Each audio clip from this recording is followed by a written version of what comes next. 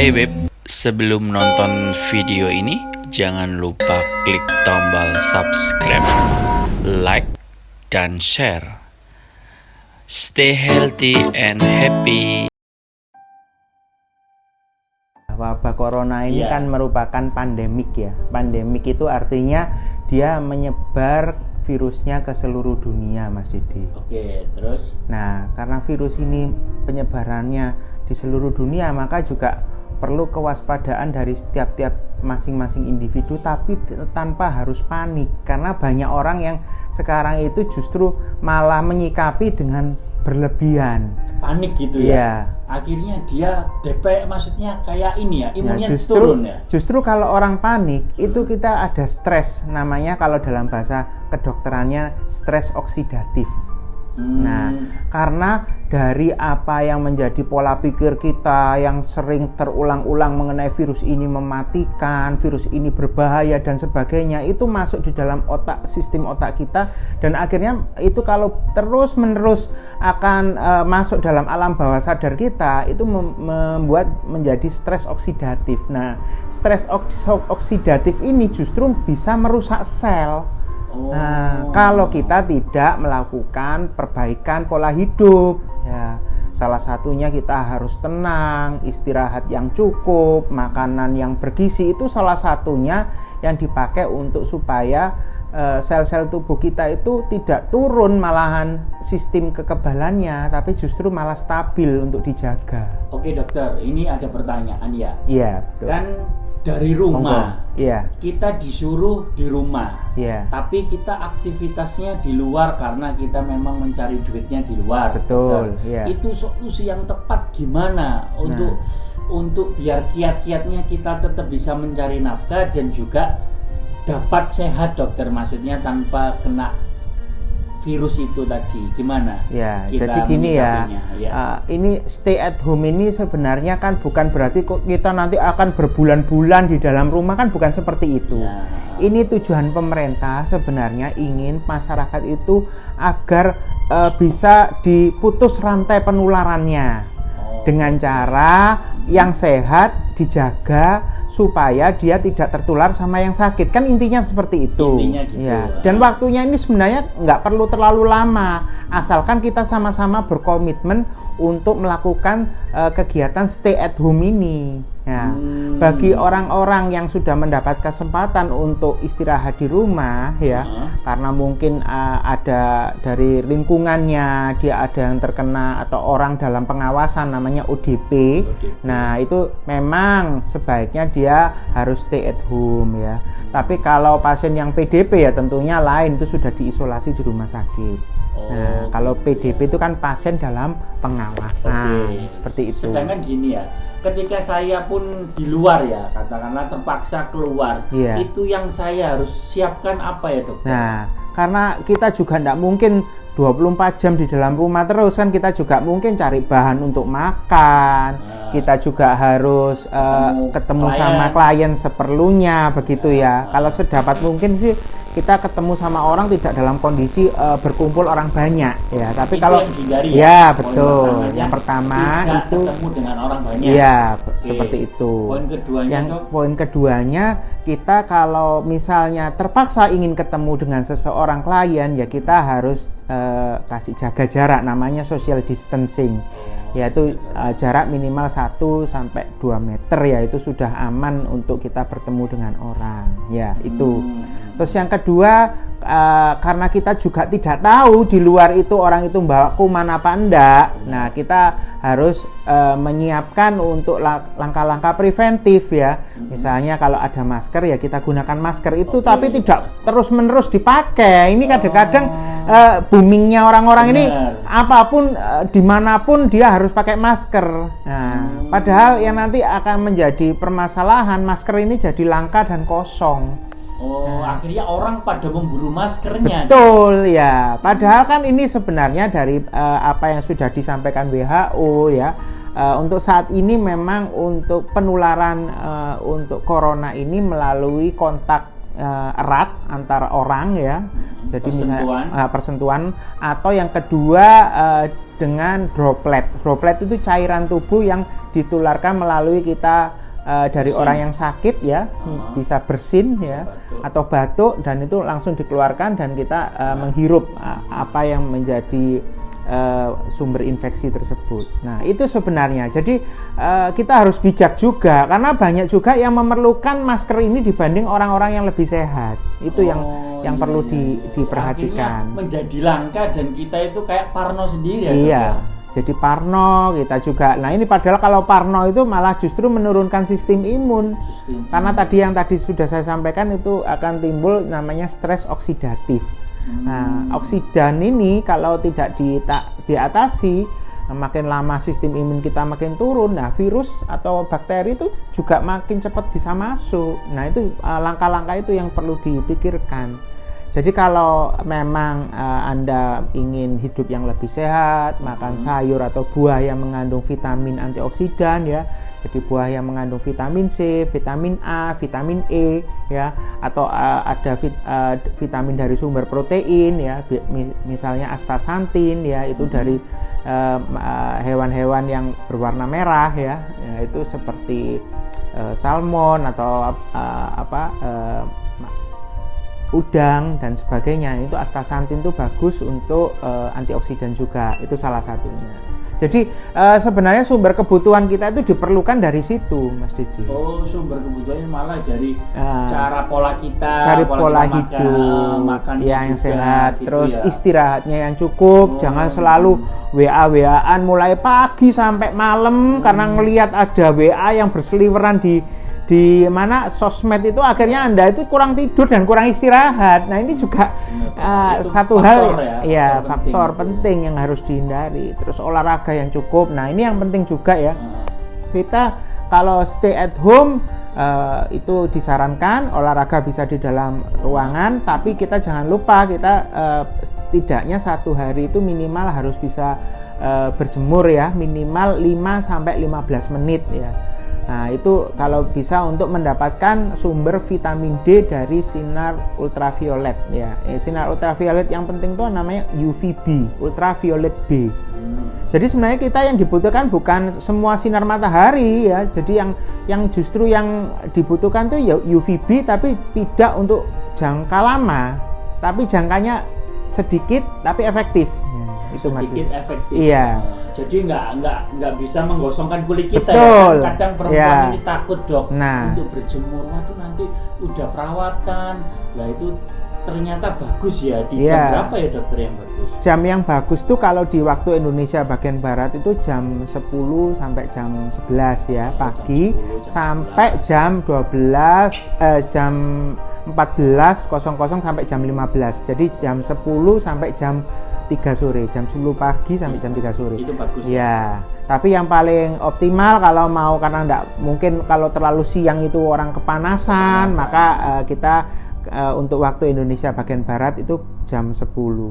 Nah, jam 10 ya. Iya, kalau yang ini Mas Dede, kalau yang waktu Indonesia bagian tengah itu sebaiknya mendapatkan sinar matahari pada waktu yang lebih pagi ya. Lebih pagi, karena ya. jam 5 pagi itu di Wita itu sudah mulai cerah. Jadi cerahnya itu sama dengan WIB ya, waktu Indonesia Barat. Iya. Jadi jam 9 pagi untuk yang waktu Indonesia Tengah itu sudah bisa disarankan untuk berjemur sebentar. Oke, terus ada pertanyaan lagi, Dokter. Iya. Jadi kadang itu orang sekarang ini ya, bersin atau batuk sekarang sudah menjadi panik. Loh, saya kena. Lah ini yang tanda-tanda flu atau tanda-tanda corona atau tanda-tanda batuk itu kayak gimana sih membedakannya, Dok? Yeah. Dan kita kalau katakan, oh ini tenggorokanku kok sakit ya, kok nggak demam tapi sakit, tapi kok batuk, kok nggak demam, atau demam tapi kok nggak batuk, itu langkah-langkahnya harus ke dokter, ke rumah sakit, itu kayak gimana prosesnya, Dok? Ya, jadi gini ya, kita harus Awal, mengenal dari dulu awalnya, awal terjadinya virus ya. Jadi sama kalau apalagi untuk influenza itu yang orang sering bilang atau batuk pilek ya. Nah, itu jangan terus kita langsung berpikir ini pasti corona ya. Memang ini karena musimnya, jadi apapun selalu dikaitkan dengan corona dan corona. Padahal sebenarnya tidak semua coronavirus ini menimbulkan gejala sakit pada awalnya. Ini yang perlu diketahui ya. Nah, jadi kalau memang ada beberapa orang yang healthy ya, jadi kelihatan sehat, tapi ternyata dia membawa virus ini, itu bisa terjadi. Nah, terus gimana supaya kita bisa tahu bahwa ini kena virus corona atau tidak? Ya, kita juga pertama harus mencermati. Kalau mulai kita ada demam, itu yang pertama. Biasanya banyak orang itu diindikasikan dari demamnya. Kalau demamnya lebih dari 38 derajat, nah ini sudah pasti ada kondisi di mana sistem tubuh itu sudah mulai terganggu, ya kan? Jadi suhu demamnya kalau sudah lebih dari 38 itu kita juga harus waspada. Terus yang kedua ditambah dengan bersin-bersin ya, terus nyeri tenggorokan ya, seperti gejala flu yang mungkin bisa tampak ya. Jadi itu tapi sekali lagi jangan langsung Anda panik ya bahwa ini menyatakan bahwa ini pasti corona, belum tentu juga ya. Karena ada orang yang sehat tapi ternyata positif corona, itu juga ada. Ya, jadi Anda jangan terlalu berpikir begitu. Oke, Dok. Terus ketika sudah katakanlah saya kena flu, habis itu terus ini langkahnya aku harus ke dokter atau isolasi diri dulu sampai menunggu waktu yang tepat, Dok? Ya, kalau dari penelitian yang terbaru yang saya baca ya, ini menunjukkan bahwa virus corona ini jangka untuk masa inkubasi virusnya ini lebih lama daripada virus-virus yang lain. Kalau virus yang dulu pernah dikenal orang virus flu burung atau SARS-CoV-1 ini dia justru lebih pendek. Jadi hari ke-4 sampai hari ke-6 itu adalah masa di mana infeksinya sudah sangat jadi infeksi akut ya, fase akut ya. Jadi bisa timbul satu gejala-gejala yang ekstrim ya, dan bisa menimbulkan satu proses yang menuju komplikasi pada hari ke-4, 5, dan 6. Nah, tapi kalau pada corona ini justru uniknya dia itu rata-rata baru menunjukkan gejala ketika pada hari ke-7 sampai ke-10. Jadi life cycle-nya atau rentan untuk di mana dia masuk ke dalam tubuh itu lebih panjang daripada virus SARS-CoV-1 ya. Ini kan virus SARS-CoV-2 yang kita bahas di sini. Jadi COVID-19 itu nama lainnya virus SARS-CoV-2 ya. Itu nama lainnya. Jadi kenapa beberapa pasien yang kelihatannya ada gejala-gejala, kalau misalnya dia hari ke-7 sampai ke-10 sudah mulai ada tanda-tanda yang kurang bagus ya, sebaiknya ini memang cepat langsung diperiksakan ke rumah sakit ya. Jadi benar-benar demam tinggi, batuk kering, terus ada keluar dahak ya. Nah, dahaknya itu memang spesifik ya, kental ya. Jadi orang kalau berpikir seperti kuman bakteri, padahal ini kan virus. Rata-rata virus biasanya batuknya batuk kering. Tapi karena pada keunikan virus COVID ini dia batuknya lebih berdahak ya. Nah, itu nanti dibuktikan dengan pemeriksaan lanjutan oleh dokter ya, apakah ini benar terinfeksi COVID atau tidak, seperti itu. Oh gitu. Ya. Ini terakhir ya, Dok. Untuk ini aja agar kita semua masyarakat di Indonesia ini yang dengarkan ini juga tahu ya, maksudnya gimana caranya agar setelah COVID atau kita ini belum terjangkit atau ketika sudah mau terjangkit itu untuk kiatnya aja, Dok. Jadi benar-benar kita bisa menjaganya dan kita mau bisa memutus rantainya. Ya, ini yang pertama yaitu tadi ya. Kalau kita dalam kondisi masih sehat, yaitu kita harus menjaga kondisi tubuh ya, healthy lifestyle ya. Jadi gaya hidup sehat. Makanan yang bergizi ya, terus makan sayur atau buah yang banyak mengandung vitamin, yang disarankan vitamin A, C, E atau astaxanthin, dan jangan lupa Anda juga perlu menjaga dengan menambah suplemen makanan dari unsur luar yang mengandung vitamin D ya. Itu juga penting. Nah, selain itu juga kita perlu berjemur tiap minimal seminggu 2-3 kali. Itu juga untuk ditujukan mendapatkan jumlah vitamin D yang cukup. Itu yang ketiga ya. Nah, jadi yang keempat, yang penting juga kita kalau pada kondisi yang sehat itu sebaiknya memang kita harus menjaga higien sanitasi ya. Jadi kita harus cuci tangan sebelum melakukan proses makan ya, dan mencuci tangan setelahnya. Dan kita kalau habis bersentuhan dengan bahan-bahan yang ada kita mungkin kurang bersih, kita juga harus rajin untuk itu. Dan perlu diketahui di sini ya, cuci tangan tuh enggak perlu harus selalu pakai desinfektan ya. Nah, ini beberapa orang ini yang nggak tahu ya dok. Nah, jadi menurut kita cuci bagaimana? tangan harus pakai ini yang hand sanitizer sama desinfektan. Iya, itu sebenarnya satu hal yang menurut saya perlu diluruskan untuk orang awam ya. Jadi sebenarnya kita sebaiknya kalau untuk mencegah virus corona ini tidak harus berlebih-lebihan dengan cara kita beli desinfektan sebanyak-banyaknya. Ini sebenarnya dikhususkan untuk orang-orang yang memang bekerja di lingkungan medis ya, yang di mana di rumah sakit, klinik ya, yang banyak bersentuhan dengan orang yang terpapar infeksi. Nah, ini yang perlu ya. Tapi kalau untuk kita sendiri bagaimana? Kita cukup menggunakan sabun yang ada di pasaran itu untuk dibersihkan tangannya, tapi dengan langkah-langkah yang sudah dilakukan ya, langkah-langkah yang biasanya dipakai untuk mencuci tangan ya, itu ada 20-30 detik ya toh. Nah, itu dengan 4-6 langkah itu saya kira sudah cukup ya untuk orang awam menghindari terjadinya penularan virus ini.